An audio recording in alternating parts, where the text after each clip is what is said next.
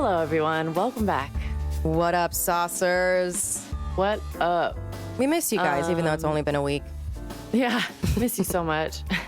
Thanks for I really stopping miss by. you, Alyssa, in real life. I know. We're going to be back. I don't know if you can see me on YouTube, but finally, the SOS studio has a couch to sit on again. Yes, we're back. So the next time you see it, well, by the end of this month, you're going to see us together again. Because we film a lot of these in the can, you know what I mean? Yeah, we stack them up.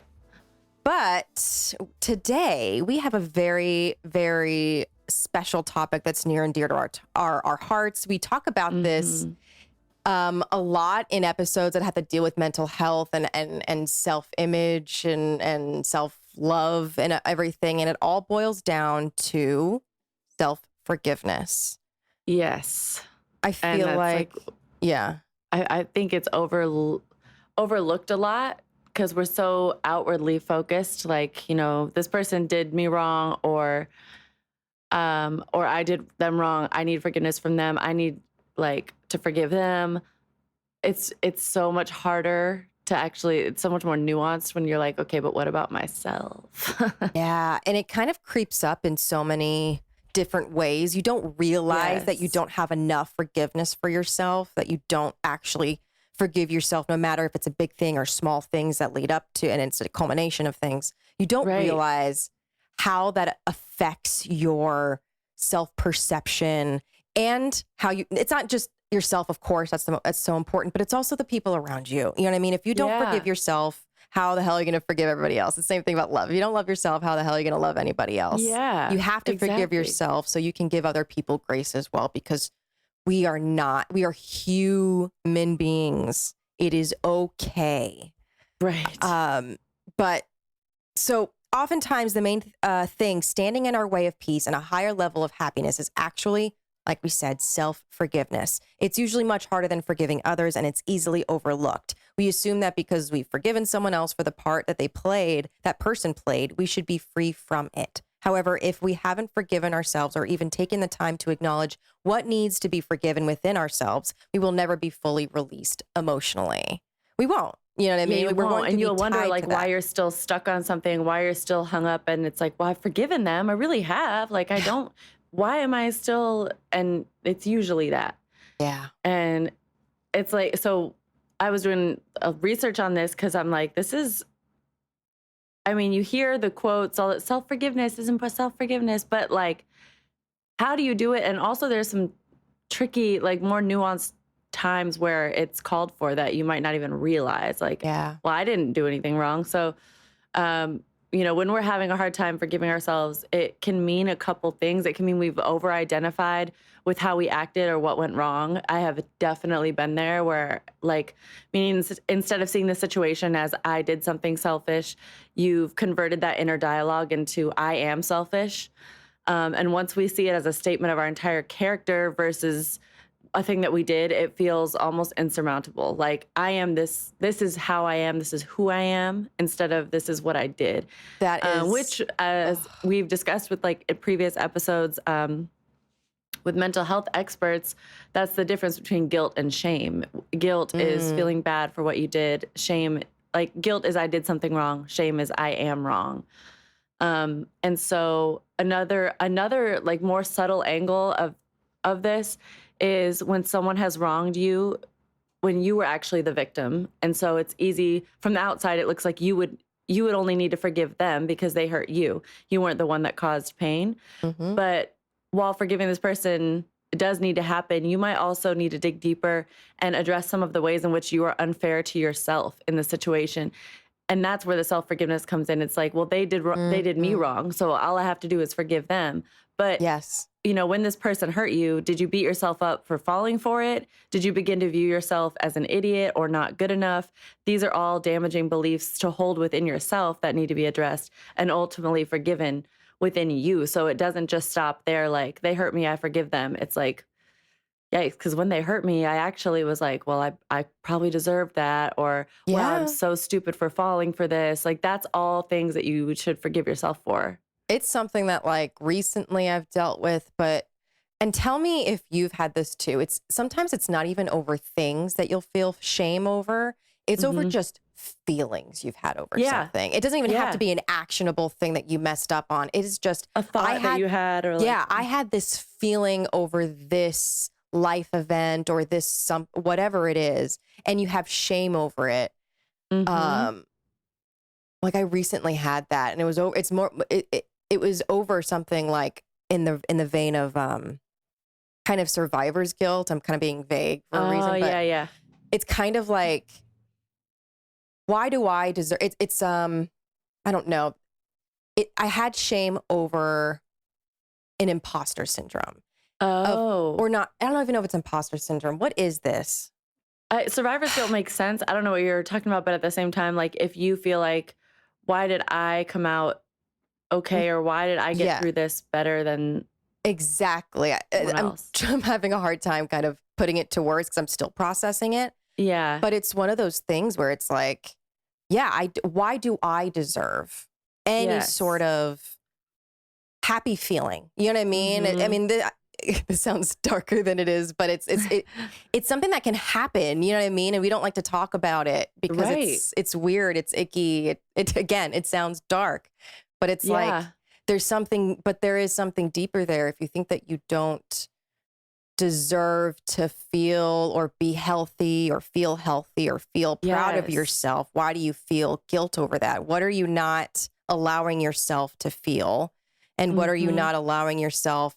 And why won't you forgive yourself for having that feeling? You know what I mean? It's just like Yeah. you're just a bad person because you're I don't know, not even Yeah. succeeding. You're having a moment of joy. You know what I Right. And mean? you're Like, you're over identifying with something that's like, or I don't know if over identifying, but what you said about imposter syndrome is kind of that. yeah, That makes sense because you're like, I don't I don't deserve this, or what you just said. Like it's not, feeling of not being deserving of something. yeah, But it's just like, why do we tell ourselves those are the hardest things? Because forgiving someone else is honestly, even though it can be extremely hard and take a long time, it's easier than doing it for yourself because you have to deprogram your own beliefs about who you are to forgive yourself usually. because it's like what you said, you feel selfish. Yeah. Yeah. Like, God forbid we feel selfish at any I point. know, and selfish has such an instantly negative connotation, but Yeah. it doesn't have to be. Like, we should all be selfish in a lot of ways because we have to take care of ourselves and make sure that we're happy before we can make anyone else happy or be happy with anyone else. Like, we have to do what we need. Yeah. And that's selfish, but that's a good thing. Yeah. I think there, and, let us know in the comment section or on our Instagram, um, like what that means to you, because I was actually just talking to a friend about that last night about what it means to be selfish and having like, because there's like a friend of a friend that's going through a me phase, but it's a Mm. very self-destructive, like, Oh, yeah. Yeah. so the way I was framing it was basically, I think there is an unevolved me phase and evolved me Yes. phase. And we're specifically talking about an evolved me phase. You know what I mean? Where Yes. you're recognizing hello boundaries that we've talked about many times before. Right. And this episode, not viewing selfishness as a bad thing, but forgiving yourself for things that you've held on to for years. So you can allow yourself the Yes. space to breathe and live with yourself and live in your body and live in your skin. I Um, love I love what how you put that, like an evolved me phase, because it's you hear all the time. It's like toxic on Instagram, like I'm doing me. I'm get whatever the fuck I want. Yeah, I'm yeah, just yeah. out here. But there's a line of like self-destructiveness, or like, are you actually feeding yourself, or are you Yeah. just like enabling your Yes. negative thought patterns or behaviors? Ding, ding, And ding, that's ding. because that's easy to do and be like, well, I'm treating myself. I'm just doing me. I'm just taking care of myself. And it's like, oh, well, Yes. Anything in excess is bad when it comes to enabling mm-hmm. those Right. habits that are very temporary. You know what I mean? Like whatever Mm-hmm. you get from those things that it's always temporary, fleeting feelings. This is something that what we want to talk about is something that you will hopefully evolve with over time. It's a long-term benefit for how Right. you view yourself and it's just all It's all good stuff. Yeah. So we did a lot of research for this, and we'll link the links to these articles in our show notes. But according to an article on positivepsychology.com titled Fostering Self-Forgiveness, self-forgiveness requires striking a balance between taking responsibility and maintaining a positive sense of self. I think the taking responsibility part is definitely what we're talking about when it comes to the evolved Yeah, exactly. the evolved me time. Accountability. Accountability is so important. When we self-forgive, we do not take the easy way out. Yes, we own our actions and gradually move to a place of self-compassion and growth. Yeah, you don't have to, when we're saying self-forgive, we're not saying like, forget it. You know what I mean? Right. Like, It's okay. It's cool that I did that. no. Own it. Always, always, always own it. You'll never learn from it if you don't.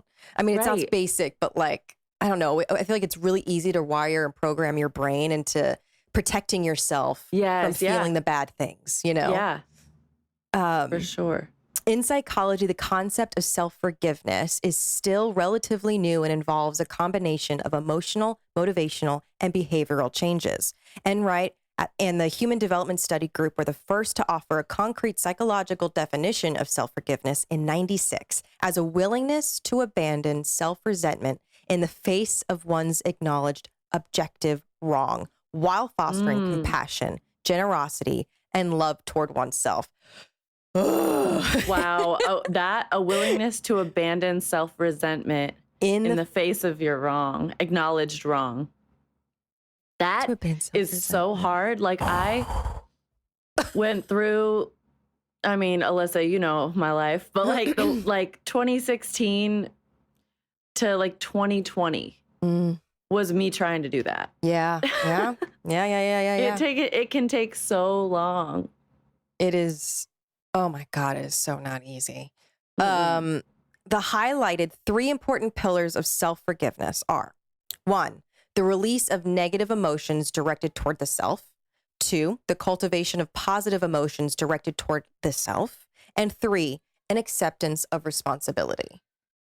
That number 3, because without number 3, you're really just going through the motions and it's not actually there to be like, like I'm not gonna say anything bad about myself and I'm, releasing negative and cultivating positive. Like, no, I'm the shit. I'm cool. It's cool. It's cool that no, it's not cool that you did that. Yeah. Like, but you can still be good. Like that third step is so important. And then so here's how they suggest that we address each one of those things. Cause it sounds maybe black and white, but it's a little bit more intricate. Releasing self-directed negative emotions. When we do something bad, wrong, or against our values, we may be greeted with painful negative emotions such as shame, guilt, resentment, or anger. We may also have negative thoughts about ourselves like, it's all my fault, I'm a terrible person. Self-forgiveness does not mean we skip the step of feeling bad. It just means that we work through these feelings of self-resentment and then relieve ourselves of them once they've served their purpose. That's because people are in such a rush to get through the bad part. Same with anything like heartbreak or anything that's hard to deal with, grief, where you're like, I just want to feel better. And it's, of course you just want to feel better, but you cannot get to the feeling better phase without going through this phase. And so it's like, you have to work through it. You can't, self-forgiveness isn't just skipping the part about feeling bad about what you did. You can't skip that. You can't skip the journey of knowing yourself. You have to go through that. You have to hold your own hand. You have to look in that physical or metaphorical mirror, and you have to do the work.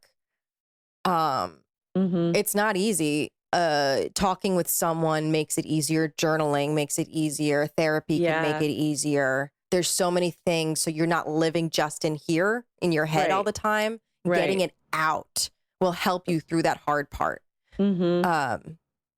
So cultivating self-directed positive emotions, how to do that. So as well as putting our negative emotions in our rearview mirror, self-forgiveness involves fostering benevolent thoughts and emotions toward the self in the form of self-compassion and love and kindness. Through self-compassion, we can appreciate our shared humanity and acknowledge that we are all flawed and all make mistakes. Yes, that's important. Like, I always think about this, like when you watch a movie and the protagonist has done something awful, but it's the main character and you're made to empathize with this person because that's the point of the film. Like you have empathy and compassion for this person, even though you watch them make their mistakes in life. Yeah. They could be huge mistakes, but somehow you're still rooting for them because that's the main character and you are watching them from the outside. It's that level of self-compassion for yourself. Like, why can we look at other people and acknowledge, yeah, you did something wrong, but you're human and you're flawed, and that doesn't make you. We can objectively look at even movie characters like that, let alone people we love in our life. We need to be able to turn that on ourselves. Yeah. I think, I know, I feel like it's like really easy to be like, well, this is because it's fantasy, right? It's so easy to have empathy towards something that's fantasy. That's something that's fiction, but real life is so much harder because it's muddier and like you have your own preconceived notions about that person when in a scripted show, they're laid out perfectly. You know what I mean? Like even the flaws that they have, they're not like that bad unless you're watching like fucking Breaking Bad or something. Like serial killers. But even movies about murderers, if they're the main character, they show you why they're like that. And even if it's not like you're ever okay with it. But it's like, compassion might be too strong of a word, but like a level of understanding at least is there of like, ooh, you had a really fucked up childhood. Like, dang. Like you see things a different way. Yep. And then how to acknowledge and accept responsibility. If you were to only absolve yourself of negative emotions and then shower yourself with positive emotions, this would be pseudo self-forgiveness. True self-forgiveness involves recognizing the wrongness of your actions. When a person has caused harm to another, self-forgiveness should also include an other-focused component where the person seeks to make amends with the person they've wronged and recommits to their values. So they call it an other focused component, meaning not just, you seek to make amends with, if you've wronged somebody, of course, like you ask for their forgiveness, but recommitting to your values. Like for me, when I've really struggled with self-forgiveness, it was a reassessment of like peeling back all the layers of like, okay, who do I claim to be? Like, what are my beliefs that I claim to stand on that apparently, like apparently I don't stand on when you're still beating yourself up. You're like, well, I guess I don't have any values, but you have to recommit to them and like rename them and look at this is what I stand for. These are my lines. This is what I believe in, what I don't believe in. That's the important step, I feel like. Hell yeah. I agree. It's so hard. I know. To foster self-forgiveness in a self-directed way, studies suggest that the following are two fundamental aims of the process. 1, working toward acknowledging responsibility, and 2, reaffirming your worth. Because that's, I think both of those are so important, obviously. But like, I don't know, the reaffirming your worth, because that's the slippery slope of all of this. If you're not doing the work, if you're not owning your actions but also, be self-affirming afterward. Like if you're not reaffirming your worth afterward, oh my God, it is so hard to dig yourself out of that. Yeah. Whole, like I know somebody that like ever since I've known them, they've just always had that perception. Like nothing they can do is right. So they will continue doing the wrong thing. Oh, you know what I mean? Wow. They will continue hurting themselves, which hurts them. Well, hurt others, which in turn hurts themselves. It's like self-fulfilling they're proving to themselves that they are what they think they are. Exactly. In a negative way. Because they're not really doing the work. They're just doing like, yeah, I know this is wrong, but that's it. That's it. Just acknowledging is the step that they stop at, there's no introspection truly afterward. The introspection, yeah. And there's no recognizing your humanity and your worth at the end of it. It's just, you can't get anywhere if you don't do that. Right. So here are 8 steps to self-forgiveness that can be easy to remember, okay? 1 is identify. And this is the step that we were just talking about that some people can just stop at and they just move on. But the first step is identify. Identify the events or behaviors you wish to forgive yourself for. Base level. 2, explore. Explore your responsibility for what happened. To what extent were you responsible? 3, accept and experience remorse. When you have acknowledged your level of responsibility, try to accept this responsibility. Remorseful or shameful feelings that arise may be difficult to sit with, but be kind to yourself in the process. That And is, patient. I think patient with yourself. and I feel like a lot of people too. I mean, and I think probably with men especially, I feel like empathy isn't something that's taught in masculine circles. Yeah, it's not encouraged. It's not encouraged. I feel like, I don't know, maybe, I don't know if it's a blanket statement saying women might be easier with this, but no, because they also beat themselves up so much Yeah, too. But the empathy almost part, I feel like more. might be easy. Yeah. Yeah, it's True. hard to, You're right. because we come from like opposite angles, but it's hard for, it might be equally hard for men and women, but for different reasons. Yeah. Because men are better at the things women struggle with, and women might be better at the things that men struggle with. Right.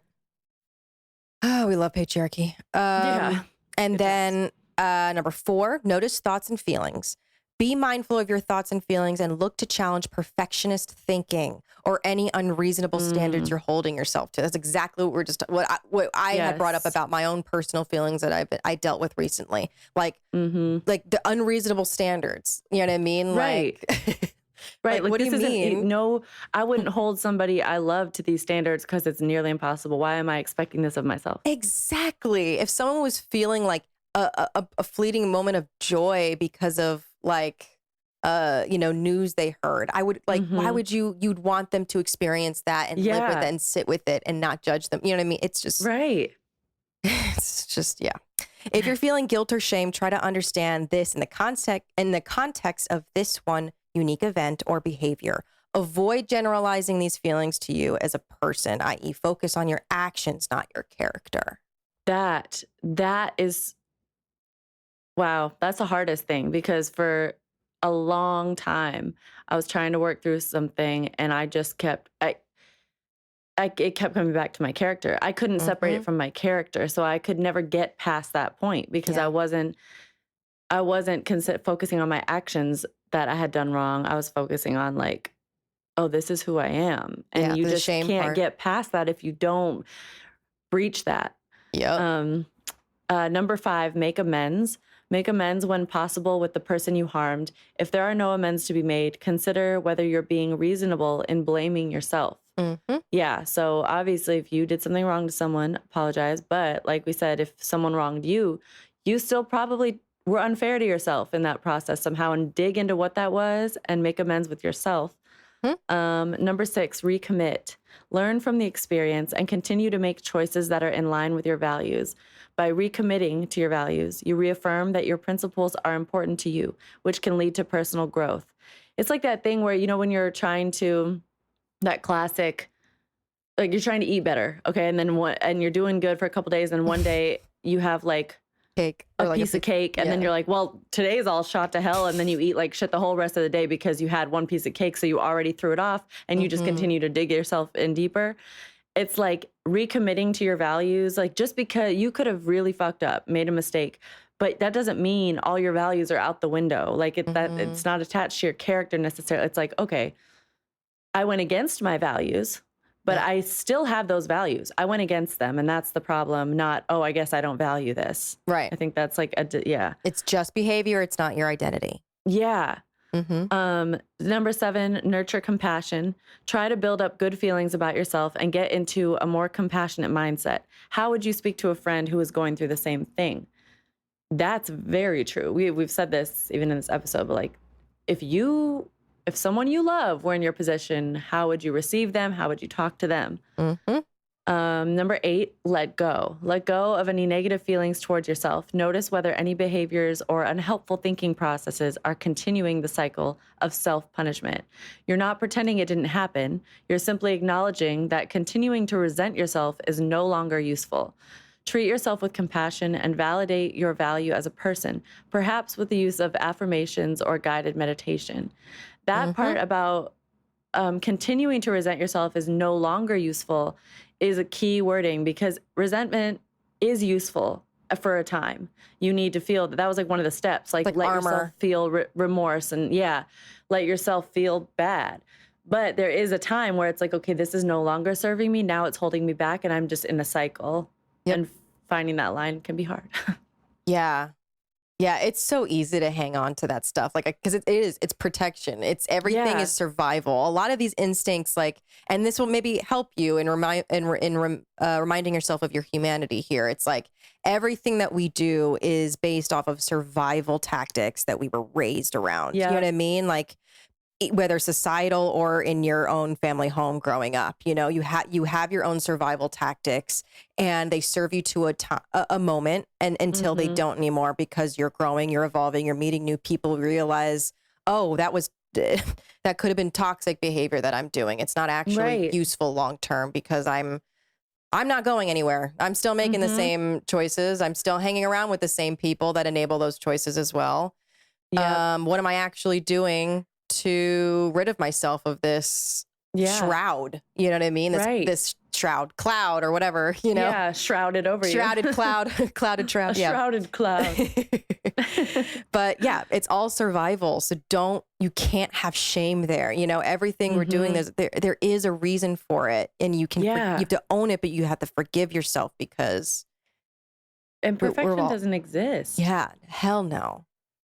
Like, yeah, you just have to it's not possible. And honestly, it sounds pretty boring. If someone got to the end of their life and you're trying to speak to your grandma and she's like 80 something and she's about to kick it, and you're trying to get life advice, and she literally has never did anything wrong, never went against her own values. And what lessons do you learn if you don't go through these things? It's not like, yeah, you make mistakes, but also, you can't avoid it. It's the human experience, but also that's what gives us, if we do these things and we reevaluate and recommit to our values and self-reflect, it deepens your character, and you have a lot more to you. And I think in the future, that's if you're self-reflective along the way and learning from them and evolving from it. But it's an opportunity every time to become more proud of who you are, because you decide to handle it this way. Exactly. You need failure. Failure is good. Fail. Yes. Fail. Failure is success. Failure is success. You have to fail, and you're going to fail again. And guess what? You're going to have to self-forgive again. Yes.